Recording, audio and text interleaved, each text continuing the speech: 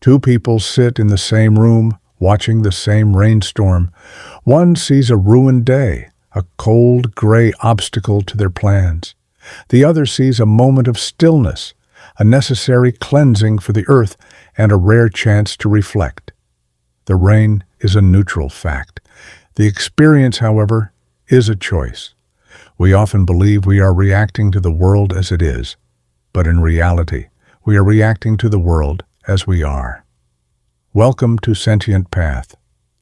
Today, we are exploring the profound architecture of the mind, why your perspective isn't just an opinion, it is the very fabric of your reality.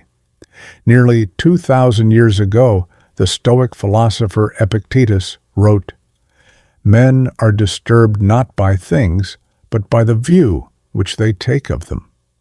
Epictetus wasn't born into a life of comfort. He was born into the harsh reality of slavery. He had every reason to view the world as a place of suffering and restriction. Yet, he realized that while his body might be in chains, his mind remained the sole domain of his own sovereignty. This wasn't just ancient positive thinking, it was a radical realization of human agency. Philosophy teaches us that there is a gap, a thin, sacred space, between an event and our reaction to it.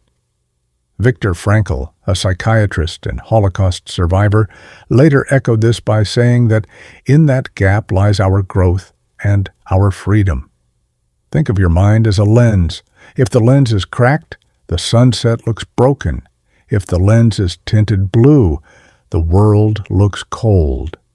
Most of us spend our lives trying to change the sunset, trying to fix the external world, the traffic, our boss, or the weather, when we should be cleaning the lens through which we view them. Modern psychology calls this cognitive reframing. Our brains are efficiency machines.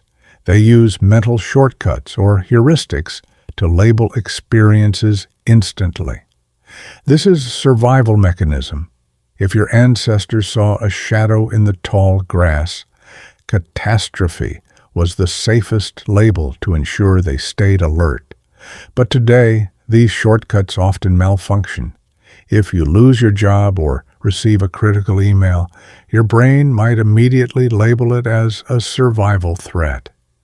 This trigger sends a flood of cortisol and adrenaline through your system, locking you into a state of fight or flight. You aren't just thinking stressed thoughts. Your biology is reacting as if you are being hunted. However, the beauty of the human brain lies in neuroplasticity. We can manually override these ancient circuits. By consciously relabeling an event, you change your neurochemical response. You aren't lying to yourself. You are choosing a narrative that allows for growth instead of paralysis. Your biology follows your biography. If you tell yourself a story of victimhood, your body will feel the weight of those chains in the form of fatigue, tension, and chronic stress.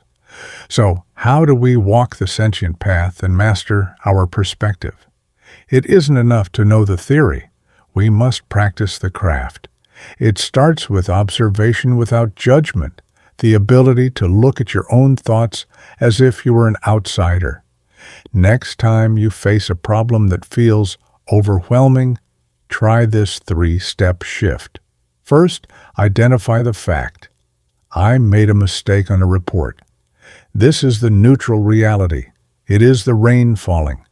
Second, identify the story. I am a failure. Listen to the narrator in your head and recognize that this is the lens, not the landscape. Third, rewrite the perspective. I have discovered a flaw in my process that I can now fix. This is where the alchemy happens. Ask yourself, what does this make possible? Perhaps the mistake revealed a vulnerability that would have caused a much larger disaster later. By doing this, you aren't ignoring the problem. You are positioning yourself to solve it. Reality is not a fixed wall, it is clay. Your perspective is the hand that shapes it. When you change the way you look at things, the things you look at begin to change. This isn't magic, it's focus. We see what we look for. If you look for reasons to be offended, the world will provide them in abundance. If you look for opportunities to learn, even a heartbreak becomes a masterclass in resilience. Your mind is the only place you will ever truly live. You might move houses, change cities, or switch careers, but you will always live inside your own head. Why not decorate it with perspectives that empower you, rather than walls that confine you? If this insight resonated with your journey today, consider joining us on the Sentient Path. Subscribe for more deep dives into wisdom and mental growth. Before you go, I have one question for you. What is one problem in your life right now that could actually be an opportunity in disguise? Let me know in the comments. Let's start the dialogue and build a community of conscious thinkers. Stay mindful. Stay sentient. I'll see you on the next path.